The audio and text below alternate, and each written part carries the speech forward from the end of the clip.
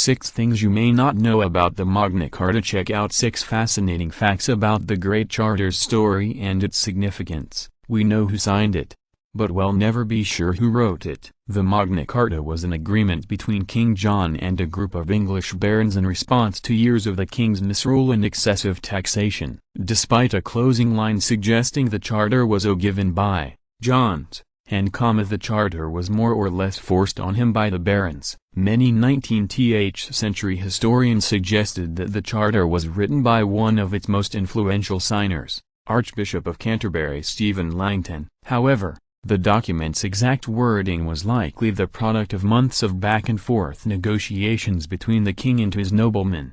Though considered a founding document, Magna Carta had plenty of precedents.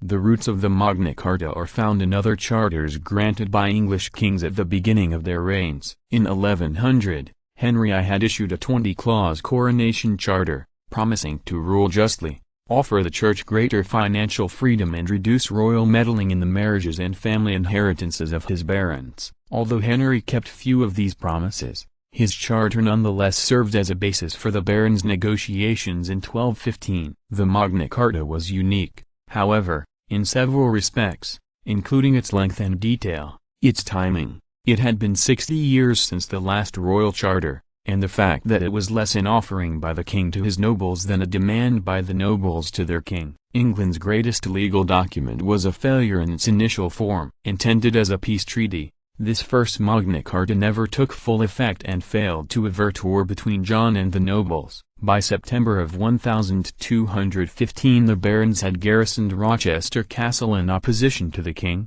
while John had successfully petitioned the Vatican to have the Magna Carta annulled and all the rebels excommunicated. It was only in 1225 that a new king, 9-year-old Henry III, reissued an abridged version of the Magna Carta as his own coronation charter. 3 of the Magna Carta's original clauses are still part of British law. The Magna Carta laid a foundation for lasting legal concepts like the ban on cruel and unusual punishments, trial by a jury of one's peers, and the idea that justice should not be sold or unnecessarily delayed. But the document also addressed very specific concerns that don't quite echo through the ages, including a ban on fishing weirs and a mandate on the proper width for the bolts of cloth used to make monks' robes. When Henry III reissued Magna Carta, its 69 clauses had been reduced to 27. It remained that way, with minor changes, until the 19th century, when British parliamentarians set about pruning obsolete laws from the many-layered British legal code. By the mid-20th century,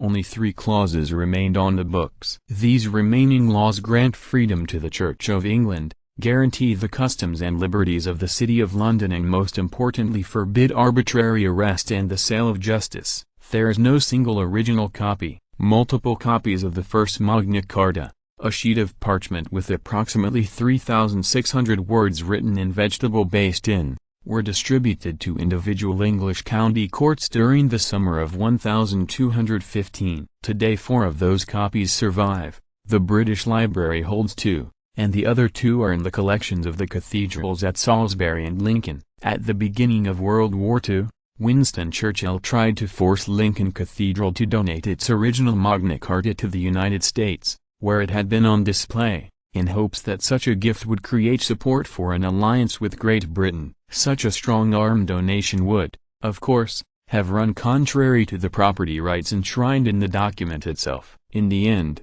the cathedral's Magna Carta spent the war under guard at Fort Knox, but was returned to England after the war. A handful of other Magna Cartas are versions issued between 1225 and 1297, when the charter officially entered the English statute books. In 2007, a 1,297 Magna Carta sold at auction for $21.3 million, the most ever paid for a single page of text. You call it the Magna Carta, you probably aren't from England. According to standard British usage, King John's Great Charter has 63 clauses but no definite article. It's simply referred to as Magna Carta, without the eth. The charter was written in Latin, in which there are no exact equivalents for in or eth, and signed by men who would have been fluent in Latin, French and Middle English. But for American newspapers, museum exhibitions and politicians, Magna Carta nearly always merits the article.